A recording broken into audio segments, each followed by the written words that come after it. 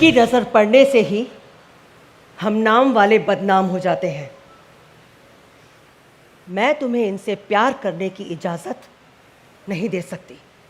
मैं पूछ चाहती हूँ तुमको, ये तुम professional life and personal life कैसे हैंडल कर लेते हो अभी जो शूट चल रहा है इस टाइम में?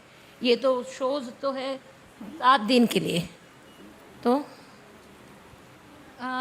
जब हम 7 दिन के लिए शूट करते हैं तो मुझे लगता है हमें पर्सनल लाइफ थोड़ी बाजू में रखनी पड़ती है और पूरी तरीके से मेरा जो फोकस है वो प्रोफेशनल लाइफ पे हो जाता है।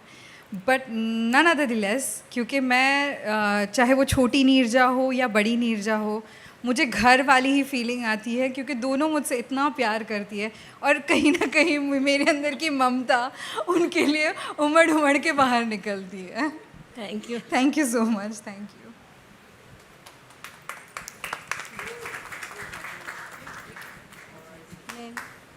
हेलो, आप नई पीढ़ी के लिए क्या सीख देना चाहती हैं? नई पीढ़ी के लिए क्या सीख देना चाहती हैं? न्यू पीढ़ी को मैं यही सीख देना चाहूँगी कि गिव अप मत करो। आजकल की जो पीढ़ी है वो बहुत जल्दी हार मान जाती है, बहुत जल्दी गिव अप कर देती है। चाहे काम में टेंशन हो, चाहे रिलेशनशिप में टेंशन हो, उनका एक ही जवाब होता है कि मुझे जीना नहीं है, ज़िंदगी ख़त्म। मुश्किलें लाइफ में आती रहेगी, गिव अप मत करो, लड़ते रहो। हाँ मैं, आप घर और आप शूटिंग का कैसा करती हैं मैनेजमेंट? मेरी अक्टूबर में मेरी बेटी 14 साल की होने वाली है। मैं एक सिंगल मदर भी हूँ। मेरे लिए बहुत ज़रूरी है बैलेंस करना और मैं आज तक मैनेज करती आई हूँ, कोशिश करूँगी आगे भी करती रहूँ।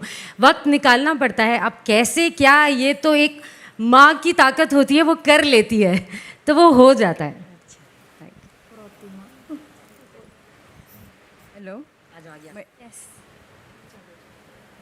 हेलो, मैं नीरजा जी से पूछना चाहती हूँ कि आप ऐसी कौन सी अपनी माँ से ऐसी कौन सी चीज़ सीखना चाहती हो जो आगे होके आपकी पीढ़ी को अच्छी तरह से संभाल सके?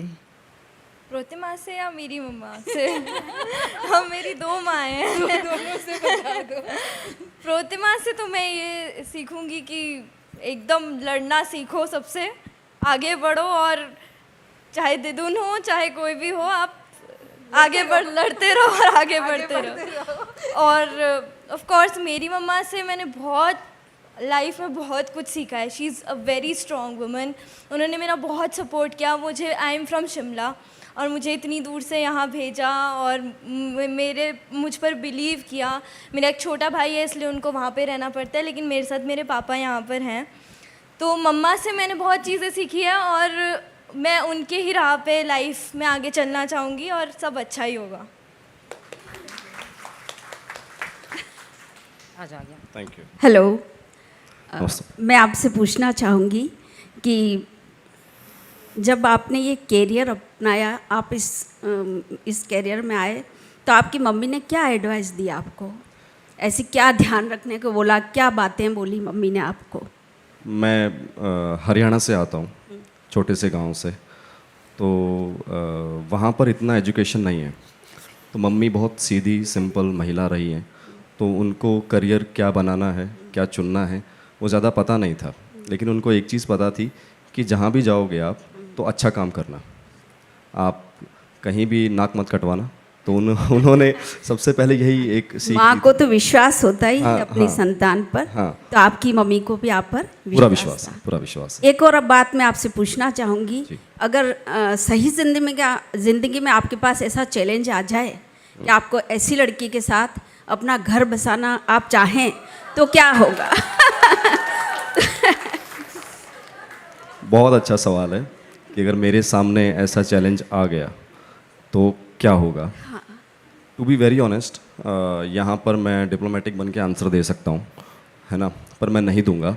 ये सच में एक चैलेंज ही है, ये एक चैलेंज ही है कि आपको हमारे समाज ने ऐसा कंडीशन कर दिया है कि आप उस तरफ जाना तो छोड़िए कि आप देख भी नहीं सकते हैं। करेक्ट।